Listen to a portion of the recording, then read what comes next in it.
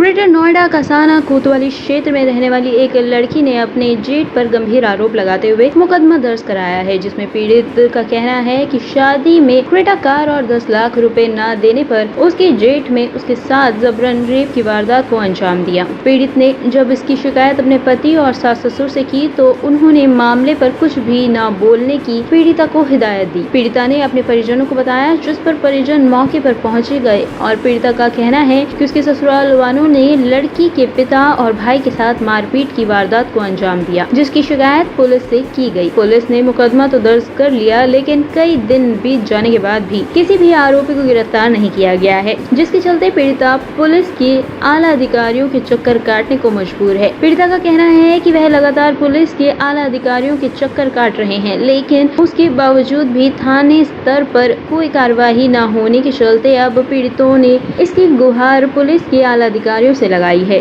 जिस पर पुलिस के अधिकारियों ने पीड़ित की शिकायत पत्र लेकर जांच कर आरोपियों के खिलाफ कार्रवाई की बात कही है। पीड़िता का कहना है कि एक तरफ सरकार बेटियों की सुरक्षा के लिए अधिकारियों को दिशा निर्देश दे रही है, लेकिन दूसरी तरफ अधिकारी पीड़िता को थाने के चक्कर कटा रहे हैं। बता दें कि जिसके चलते पीड़िता ने उत्तर प्रदेश के सीएम योगी आदित्यनाथ से मिलकर शिकायत करने की बात कही है। 27 तारीख चौथा महीना 2022 को मेरी शादी अरुण कुमार गांव बमेटा गाजियाबाद लालकुआ के पास वहाँ मेरी शादी हुई थी। एक हफ्ता बाद मुझे वो दहेज के लिए क्रेटा कार के लिए बोलने लगे। क्रेटा कार और 10 लाख रुपये लेकर अपने पापा से, अरे क्या गाड़ी दी है ये सिलेरो। फिर मेरी सास और जिठानी ने मुझे 2 महीने गर्भ गिराने वाली दवा भोगे से खाने में मिला के दे दी, जिससे मेरा गर्भपात हो गया। मेरा इलाज मेरे पापा ने करवाया।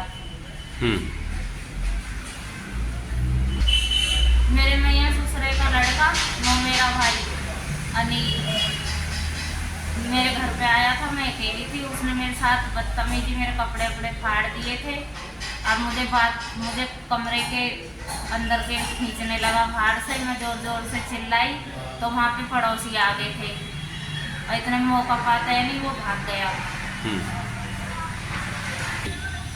मैंने फिर अपने पति को बताया तो कॉल करके वो मुझे ले गए यहाँ से, मेरे मायके से मुझे ससुराल के लिए ले गए थे। फिर मैं ससुराल में कुछ दिन बाद मैं बाथरूम में नहा रही थी। मेरे जेठ ग्राइंडर ने बाथरूम का पर्दा हटा के और मेरे साथ जबरदस्ती से बलात्कार करने लगा। मैं जोर जोर से चिल्लाई तो इतने में वो जीने पकड़ चढ़ गए, दूसरे वाले मकान में के लिए भाग गया था। बाथरूम में पर्दा ही है, गेट नहीं है। पर्दा लगा हुआ था, गेट नहीं है। पर्दे को हटा के फिर मैंने अपने पति को, अपनी सास को, सब लोगों को, अन्य लोगों को बताई थी। उन्होंने मेरी बात पे किसी ने विश्वास नहीं किया। मुझे गाली वाली सब तरह की देने लगे, तू झूठ बोल रही है। फिर मैंने अपने मम्मी पापा के पास फ़ोन करके अपने मम्मी पापा को बताई थी। पापा मेरे भैया और मेरे चाचा ताऊ अन्य लोग बहुत सारे वहाँ पे गए थे। उनके साथ भी फिर उन्होंने मारपीट करी थी। मेरे भैया के साथ भी, मेरे पापा के साथ भी, मेरे 2 लोग गए थे उनके साथ। पुलिस कुछ नहीं कह रही, गए कर लेंगे।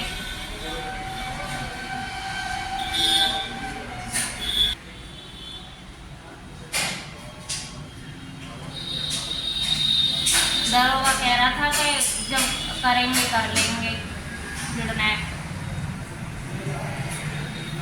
मेरी बहन की शादी पिछली साल अप्रैल में हुई थी। बमेटा गांव में हमने शादी करी थी। अरुण नाम का लड़का है जिसके साथ हमने शादी करी थी। शादी खूब हमने अच्छी तरीके से ठीक ठाक से करी।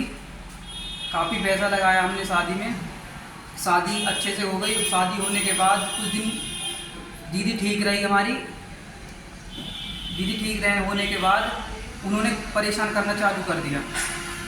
परेशान करने में हमने दीदी से पूछा, दीदी क्या बात है। दीदी का फ़ोन आया, दीदी रो रही थी कि ये डिमांड कर रहे हैं 10 लाख रुपए और एक क्रेटा कार। मैंने बोला, मैंने एक कार तो हमने दी थी सिलेरो, तो बोल रहे हैं वो उसकी कार की जरूरत नहीं है, हमें 10 लाख रुपए दो और क्रेटा कार दो, हमें अपना बिजनेस करना है।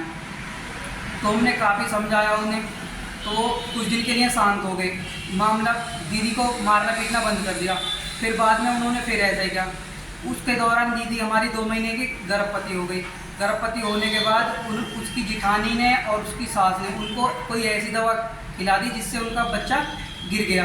गिरने के बाद दीदी का फ़ोन आया कि मेरी तबीयत ख़राब है और ये यहाँ पे इलाज नहीं करा रहे हैं मेरा। तो दीदी को हम अपने वहाँ से लेके आए अपने घर लाने के बाद हमने बड़ी मुसीबत से उनका इलाज कराया। इलाज कराने के बाद जब वो दीदी ठीक हो गई तो उनका मामा का लड़का यहाँ पे हमारे घर आके हमारी दीदी के साथ बदतमीजी कर दी उसने। मतलब कपड़े वपड़े फाड़ दिए, दीदी से लिपट गया आके। और हम उस टाइम हमारी मम्मी का हाथ टूटा हुआ था, हम पट्टी कराने के लिए गए थे।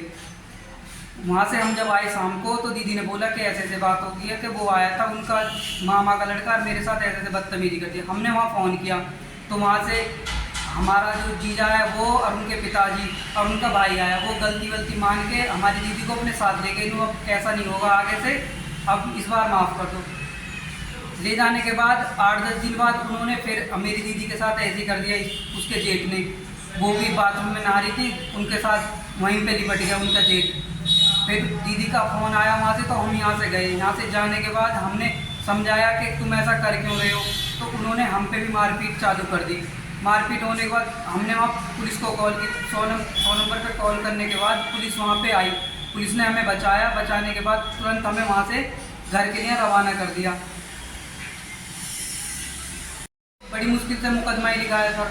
लिखने के बाद जब मुकदमा लिख गया है तो अभी पुलिस हमारी तरफ से अपनी तरफ से कोई कार्रवाई नहीं कर रही है। बोल दिए कि हम अपने आप कर लेंगे जो हमें करना है, और हम कहीं जाते हैं तो हमें वहाँ से भेज देते हैं, जाओ घर को। अब मुकदमे में तो हम 3 महीने से कंटिन्यू घूम रहे हैं, धक्के खा रहे हैं हर थाने के, हर चौकी के, लेकिन कोई सुनवाई नहीं हो रही है। वो कह रहे हैं कि हाँ हम जांच कर रहे हैं, बस अभी तक जांच ही नहीं है। हम 3 महीने से परेशान घूम रहे हैं। टॉप स्टोरी ब्यूरो के लिए नोएडा से अमर सैनी की रिपोर्ट।